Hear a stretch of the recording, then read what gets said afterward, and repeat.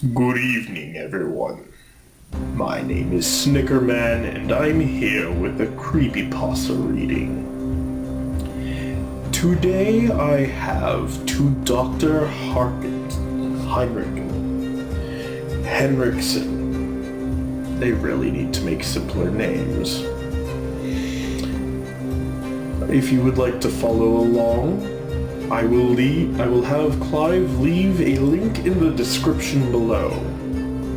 I don't know how creepy this actually is. It's got little pumpkin things representing how good people like it, and it's apparently gotten a rating of 7.9 out of 10.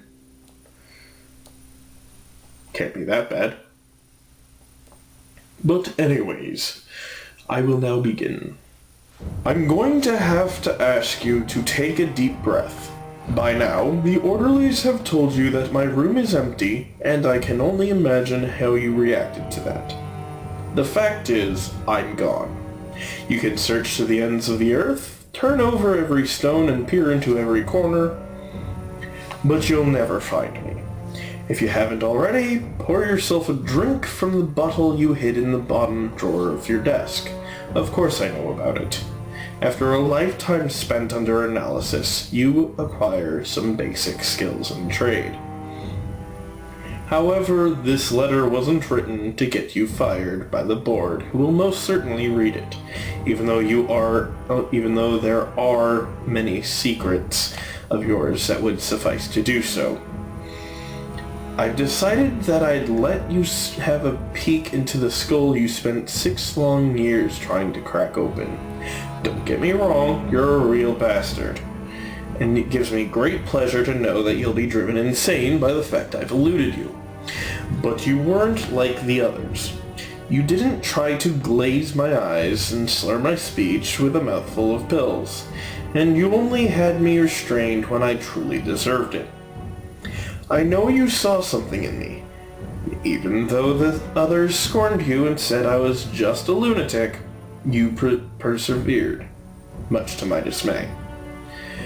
What I'm about to say will sound crazy, but it's not as if you've never heard the ramblings of a madman before. The only thing you've ever done to earn any respect from me was trying so hard to break my will. You put up a good fight, and though this might not answer all of your questions, here's your reward. Try and recall your earliest memory. Go ahead, this letter isn't going anywhere. How old were you? My best guess would be 2 or 3, right? Anyways, it was probably pretty brief, wasn't it? Maybe it's just a few moments, or perhaps several memories glued together by the fabric of whatever goes on in a child's brain. I'm guessing, for the most part, you don't remember your own birth. It would be insane to even ask if you recall what the inside of your mother's womb was like. So why don't we have those memories, I'm sure you would say that the early brain isn't developed enough to process that information yet. But do we really know? Of course not. Everything you think you may know about the brain, regardless of all the hours you poured into unlocking its mysteries, is essentially nothing compared to what's left to discover. Truth is, we haven't got a clue of what we're truly up against. I'm sure you're well aware of this fact, it being your life's work and all, but I digress. Where were we? Your earliest memory, right? So try to recall what happened between your first memory and your second. Not what physically happened to you, I mean. Like, what you experienced. Something like a slip back into the ether. Or what it must feel like to drift in and out of consciousness after a long night in Tijuana. You'll hear a different answer from everybody, and some just straight out don't know. But let me tell you something. That empty area, or oblivion if you will, is where you go when you die. I know you're probably becoming pretty confused by now, so get used to it. We're talking about the greatest mystery of life itself, and even though I may appear to be informed on the subject, I'll be blunt with you. I'm as clueless as the next person. What I do have, however, is a perspective that most people will never experience. You see, I'm not a normal individual, or even a normal lunatic for that matter. But more on that later. Believe it or not, I've been trying to make a point here. You might have picked up on the connection between that strange, empty place and the fact that it occurs both in between the earliest memories of your life and after you have ceased to exist. This isn't to be confused with dreamless sleep, but it is similar. This area, simply put, is where your soul or spirit remains, when away from a living body. For some reason or another, I hold one end of a tether between this realm and ours. This is what you spent the better part of a decade trying to find, Dr. Henrickson. It's also the reason I killed that man in Lillehammer. My earliest instance of consciousness was inside of a uterus. Even now, as I sit at my desk and write this letter, I can hear a unanimous murmur of bullshit from you and your superiors. Go ahead and believe what you will, because I know that's what it is. Truth be told, it wasn't much of a memory. If you think about it, there isn't much to be had for stimuli within the womb. All of the things you would expect to experience, warmth, comfort, weightlessness, and an overall feeling of love, well, I didn't notice them. I mean, I had never experienced anything else, so it was just kind of a feeling of being there, nothing more than realizing with the fact of being there. Nothing more than realizing the fact that I was alive. The only distinctive thing I remember were 2 steady pulses, which of course were my mother's and my own heartbeat. It only lasted about the time it will take you to read this sentence, but it was, and still is, the defining moment of my life.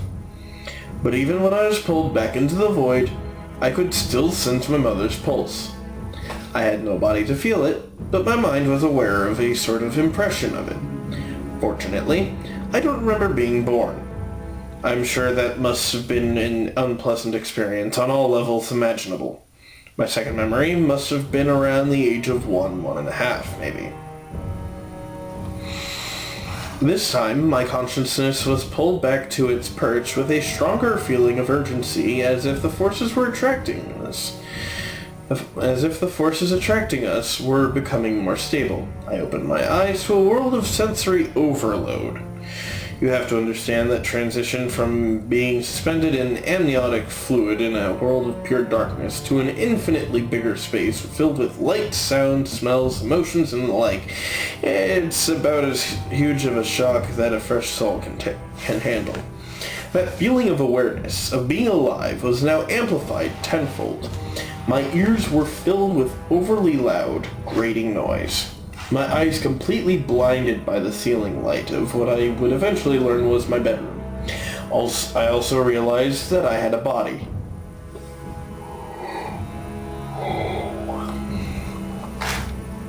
This sensation in particular overwhelmed me completely. And before too long I noticed that this incessant, piercing wail was in fact coming from me. Suddenly the light overhead was darkened, and a woman's face came into focus. Even though I had never seen her face before, I had yet no concept of language, I knew this woman above me was my mother. This dawned on me in the most innate and primal way, the same way that I felt her heartbeat even though I was nowhere near. Throughout my life, I've been able to travel back and forth from this area at will. I could always feel my mom's presence there with me, and the older I got, the more distinct the feeling. Eventually, I learned that I could peer into her mind without her knowing. Her emotions, thoughts, and desires were laid out before me to be observed. All the while, she thought I was a quiet and neurotic child. By the time I became an adolescent, however, I realized there were others lurking about in the fog. My neighbors, my peers from school, and even the counselor I saw once a week to discuss my social temperament were all under my microscope to be examined. There were some that were more accessible to my ability, and others whose mind remained a wall that I could not breach. To this day, I still haven't the slightest on why this occurs. One day I made a breakthrough. I must have been about 19 at the time, as I was still in the process of turning the small cottage I'd rented in Lillehammer into my home. From the moment my car had pulled into the driveway, I could tell that someone nearby had a mind open for the taking. Luckily enough, it was my equally reclusive next-door neighbor. After several nights of leeching off his thoughts and memories, which came through in vivid clarity, I decided that I wanted to see how deep into his subconscious I could go. On February 15th, 1992, I watched the dreams of that man as he slept. I'd always suspected this was possible, given the right subject. Eventually, it dawned on me that I was no longer just a voyeur, but was gradually becoming an active participant. I was having the dream of another person, essentially taking a stroll through the deepest parts of his mind. This was a level of control I had never even imagined, and as exhilarated as I was by my discovery, a nagging question burned at the back of my mind. What would happen if I woke him up? Doctor, I think it's important that I tell you something before I go on. While I had always considered the possibility that there were others out there like me, I made the assumption that I would be able to detect such a person had I ever encountered one. At this point, I'd never even found evidence that anyone I observed was aware of me doing so, much less looking it back into my mind. I now know that the quiet man who lived next door was much more than he appeared to be. There was no way of me realizing it at the time, but I was not an intruder in that man's subconscious. He was inviting me in. When I finally decided to wake him, I received the shock of my life. I opened my eyes to the inside of someone else's bedroom. At first I wondered if it was just a continuation of the dream, but in the same way I realized I had a body that at the beginning of my life. It became certain I had assumed control of my neighbors. It dawned on me that my body was still next door, and there was no telling what could have happened to it by now.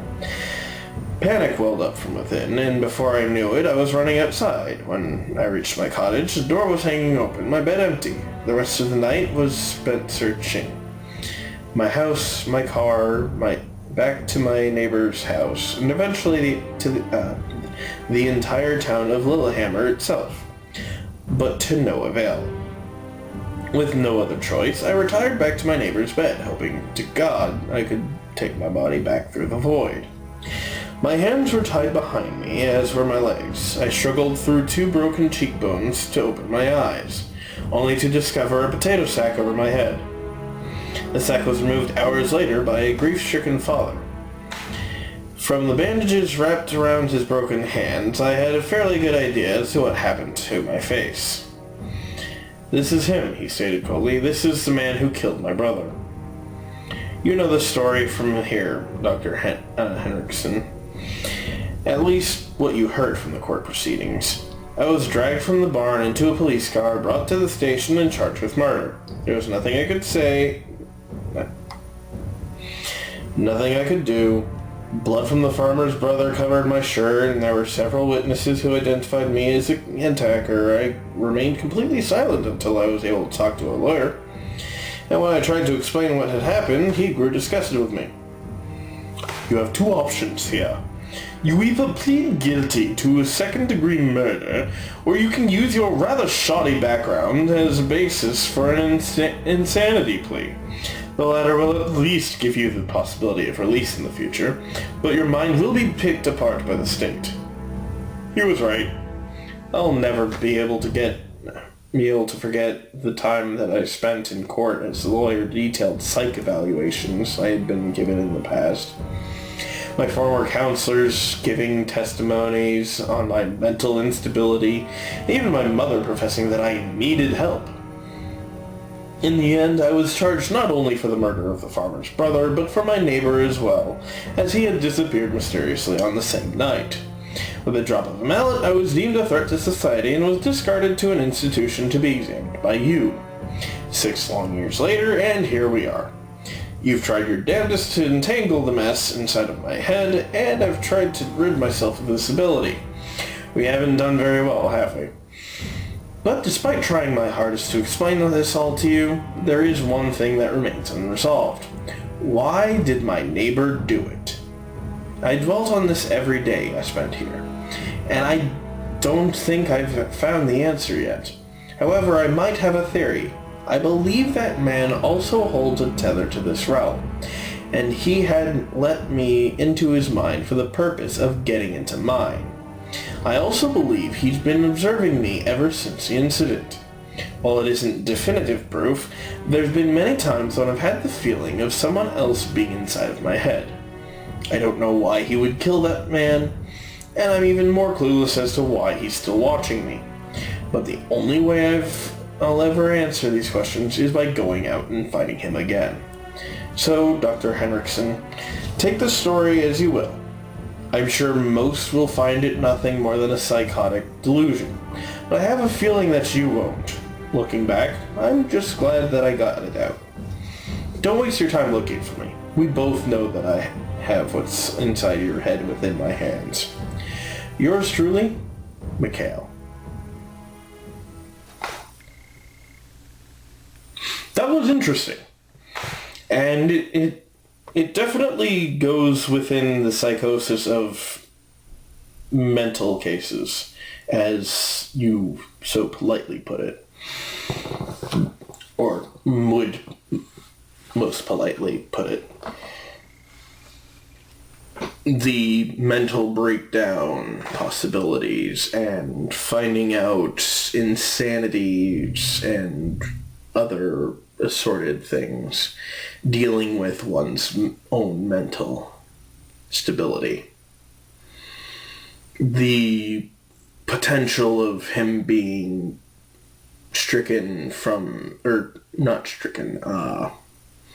diagnosed with MPD would actually be a potential in this.